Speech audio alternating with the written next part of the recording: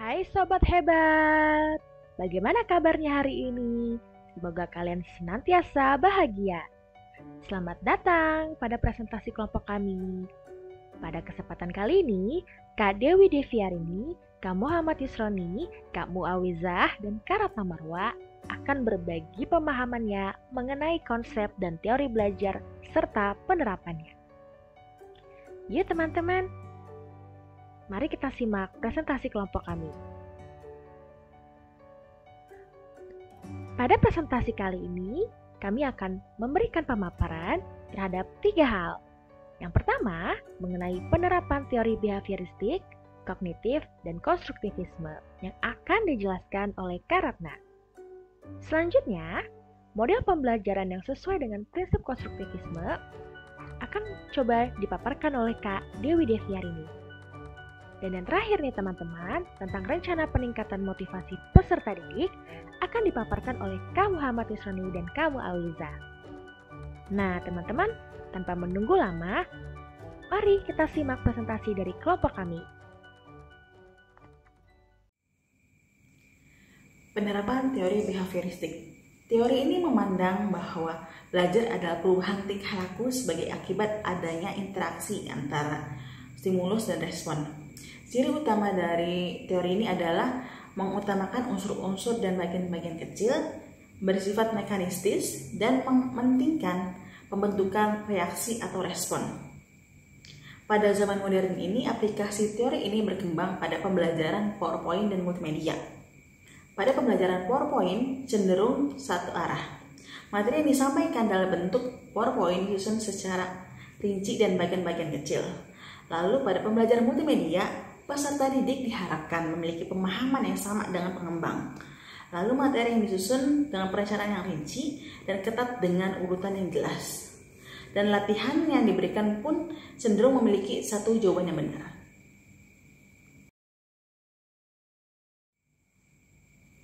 Penerapan teori sosial kognitif.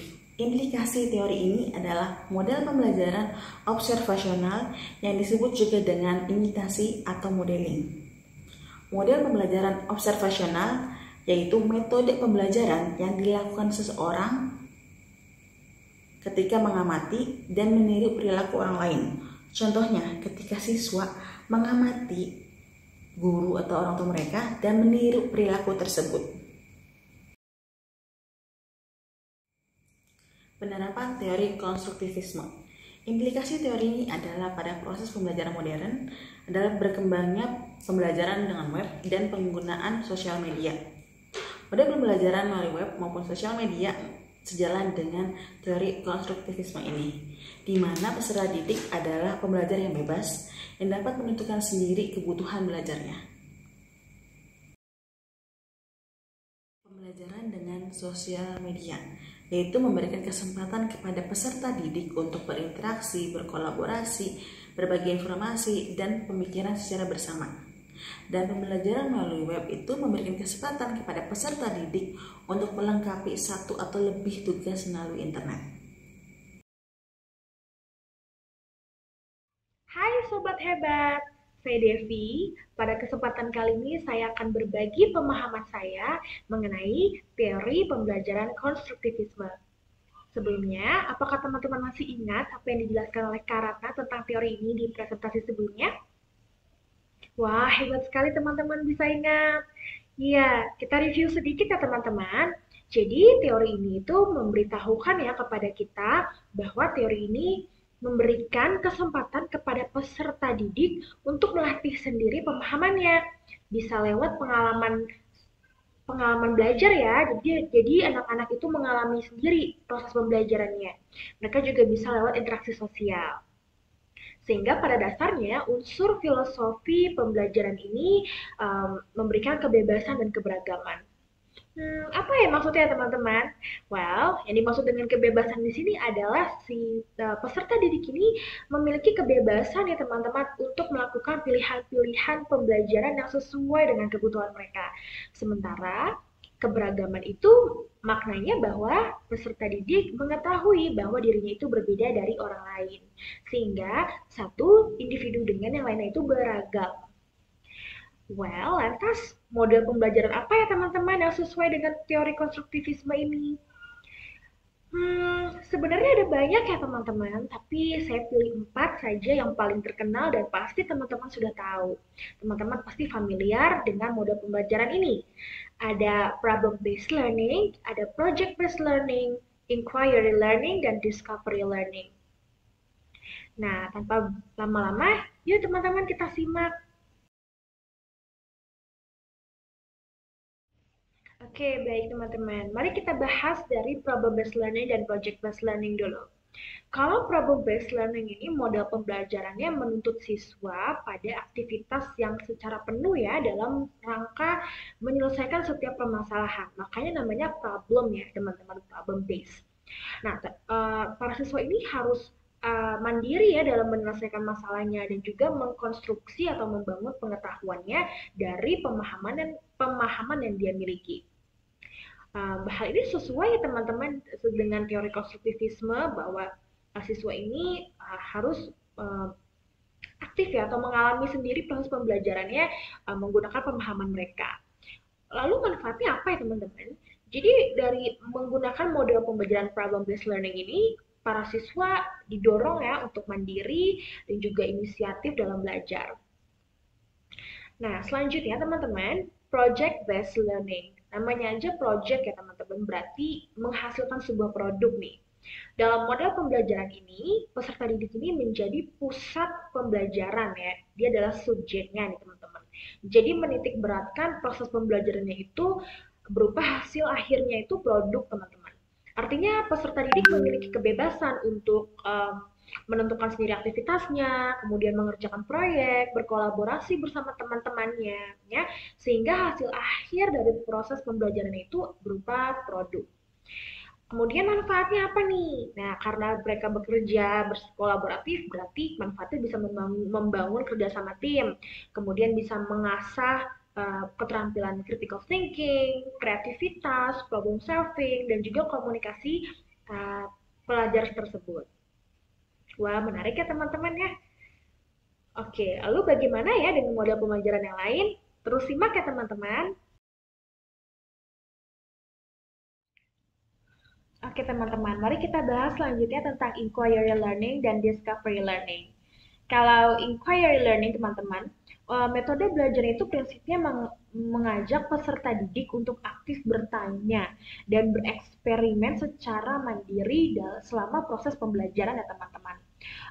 Jadi peserta didik ini mencari materi pembelajaran secara mandiri ya, mencari tahu, kemudian mengajukan pertanyaan, melakukan riset atau juga penelitiannya secara mandiri.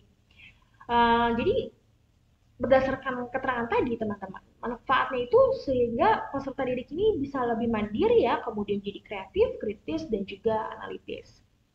Nah, sementara kalau discovery learning teman-teman, yaitu metode pembelajaran untuk memahami suatu konsep dari materinya itu secara aktif dan mandiri, yang kemudian diperoleh suatu kesimpulan. Wah, mirip-mirip nih sama inquiry learning ya. Oke, kalau yang discovery learning ini guru tidak secara aktif apa ya teman-teman menjelaskan materi kepada peserta didik. Jadi tugas guru ini hanya memberikan sejumlah pertanyaan yang berkaitan dengan materi. Jadi sehingga setelah itu peserta didik kan nih yang harus menemukan, menyelidiki, kemudian menyimpulkan hasil temuannya ya sebagai modal untuk menjawab pertanyaan-pertanyaan itu dari guru. Jadi manfaatnya teman-teman kalau dari discovery ini pembelajarannya atau pemahaman peserta didik lebih lama. Apakah sudah menjawab perbedaannya? Kalau masih bingung, saya coba jelaskan sedikit lagi ya teman-teman. Kalau dalam discovery learning nih, teman-teman, peserta didik itu sudah dianggap memiliki pengetahuan ya dan pengalaman sebagai dasar pemahaman atau pengembangan pengetahuan baru yang akan mereka peroleh. Jadi peserta didik itu nanti kemudian membuat hipotesis nih teman-teman dan melakukan pengumpulan datanya serta pembuktiannya melalui kegiatan bisa juga dari pengamatan, kemudian teori percobaan, ya, kemudian mengambil keputusan sebelum akhirnya menentukan atau menemukan kebenaran teorinya. Kalau inquiry learning, nah bedanya apa sama discovery yang tadi sudah saya jelaskan ya. Kalau inquiry learning itu peserta didiknya terlibat langsung dengan fenomena dari kehidupan nyata tanpa si guru ini membekali mereka dengan teori tetap. Jadi peserta didik ini dituntut untuk menghasilkan aturan atau teori pemandu ya berdasarkan pengamatan mereka terhadap kasus dari fenomena nyata tersebut. Jadi kalau inquiry menekankan pada proses mencari ya, kemudian kalau discovery itu menekankan pada penemuannya. Oke, jadi bagaimana teman-teman? Apakah kalian sudah dapat memahami keempat model ini? Saya harap sudah ya teman-teman. Jadi dari keempat model ini kita bisa mengetahui bahwa setiap siswa jadi melatih dan mengalami sendiri proses pembelajarannya. Baik teman-teman, sekian dari saya. Selanjutnya tentang motivasi belajar akan dijelaskan oleh teman saya, Kak Muhammad Yusroni dan Kak Muawizah. Sampai ketemu lagi teman-teman.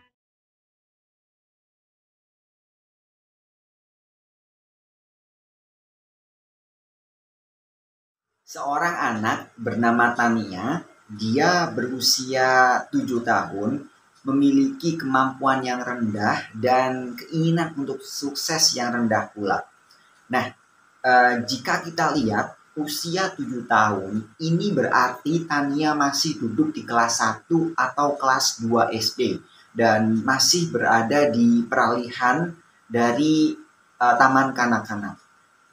Nah, seorang guru dalam menangani kasus seperti Tania ini dapat menggali lebih dalam hal-hal yang disukai oleh Tania dan mengkaitkannya dengan pembelajaran. Ini berarti seorang guru tersebut atau kita harus menggali informasi tersebut, bisa dengan langsung bertanya atau mengamati Tania atau bertanya langsung ke orang tuanya. Jadikan informasi yang berharga tersebut sebagai stimulus dalam pembelajaran agar Tania setidaknya semangat untuk mengikuti pelajaran. Nah, secara spesifik, kita bisa mengadaptasi pembelajaran yang edukatif dengan permainan. Misalnya, jika ternyata Tania sedang menyukai permainan menjadi kasir, maka hal tersebut bisa dimasukkan ke dalam pembelajaran dan dikaitkan dengan aktivitas atau materi yang sedang diajarkan. Misalnya, berhitung atau mengenal angka. Selanjutnya, kasus seorang anak bernama Samuel. Dia berusia 10 tahun dan sangat menjaga harga dirinya pada tingkat tinggi, dan Samuel ini ternyata sangat takut akan kegagalan. Nah, strategi yang dapat digunakan guru pada kasus Samuel ini adalah melakukan pendekatan konstruktivistik melalui pembelajaran kooperatif. Nah, dalam pembelajaran tersebut, pada awal pembelajaran, guru harus menekankan atau memberitahu peserta didik termasuk Samuel bahwa pembelajaran tersebut bukan mencari siapa yang berhasil atau siapa yang gagal, melainkan mengedepankan proses pada pembelajaran tersebut. Selain itu, guru juga bisa mengadaptasi asesmen formatif melalui self-assessment atau penilaian diri agar para peserta didik termasuk Samuel mengetahui area mana yang perlu mereka perbaiki. Nah, tentunya hal tersebut harus dilakukan dengan bantuan guru. Sehingga mereka tahu dan dapat meminimalisir terhadap sesuatu yang mereka anggap sebagai kegagalan. Anak remaja berusia 13 tahun, dia bernama Sandra. Dia itu tenang di kelas, tapi dia meremehkan keterampilan teman-temannya. Nah, bagaimana rencana untuk meningkatkan motivasi belajar untuk kasus Sandra ini? Kita sebagai guru tentunya perlu memahami mengapa Sandra bisa meremehkan teman-temannya. biasanya kalau meremehkan teman-temannya itu merasa dirinya itu lebih baik dan lebih pintar dan menganggap teman-temannya itu lebih lemah darinya. Dan juga empatinya ini kurang. Rasa empatinya kurang, rasa menghargai orang lain itu kurang. Dan untuk mengatasinya yaitu kita perlu menumbuhkan rasa empati dan rasa saling menyayangi di antara Sandra dengan teman-temannya. Ya, contohnya dengan kita membuat diskusi, saling berinteraksi dengan teman-temannya, perlu membangun perilaku yang mana untuk menciptakan kelompok yang solid, yang kompak di kelas. Nah, ini seperti dari teori behaviorisme yang diterapkan dalam pembelajaran. Dan harapannya setelah dengan terus berdiskusi, sering berinteraksi dengan teman-temannya, kita melihat Sandra akan dapat mengurangi rasa meremehkan dengan menumbuhkan rasa empatinya, saling menyayangi dan menghargai teman-temannya. Yang terakhir, kasus keempat, yaitu seorang anak bernama Robert, berusia 16 tahun, tinggal bersama dengan bibinya. Kita tidak dapat menghubungi orang tuanya. Nah, bagaimana cara meningkatkan motivasi belajar untuk Robert ini? Dia memiliki minat belajar yang kurang. Minat belajar yang kurang itu ada beberapa penyebab yang mempengaruhinya. Contohnya seperti dia tidak tahu tujuan belajar itu untuk apa, dan mungkin kondisi kelas yang kurang nyaman buatnya. Bisa jadi dia mengalami pembulian, atau ada guru yang dia tidak sukai, atau pembelajarannya yang membosankan, pembelajarannya terlalu sulit, terlalu mudah. Cara untuk mengatasinya yaitu dengan menumbuhkan minat belajarnya. Kita perlu mengetahui penyebab pasti mengapa Robert minat belajarnya ini rendah. Ya, kita bisa berkolaborasi dengan guru lain, dan juga kita bisa menanyakan pada bibinya kondisi Robert di rumah itu seperti apa. Juga kita bisa menanyakan kesukaannya, mungkin minatnya di mana. Dan dalam kelas, dalam pembelajaran kita dapat memasukkan unsur-unsur kesukaan ke dalam pembelajaran untuk Robert. Nah, dalam kelas itu pembelajaran diusahakan bervariasi, beragam, dan kita menerapkan teori konstruktivisme di dalam pembelajaran. Kita perlu memberi pengalaman pada siswa yang berhubungan dengan pengetahuannya. Kita sesuaikan pembelajaran dengan kemampuan dan potensinya. Sehingga diharapkan dalam pengalaman-pengalaman tersebut, anak tersebut bisa meningkatkan minat belajarnya. Nah, teman-teman, sekian presentasi dari kelompok kami. Semoga pemaparan kami dapat kalian pahami dengan baik. Mohon maaf apabila masih terdapat kekurangan. Kami siap menerima kritik dan saran dari kalian.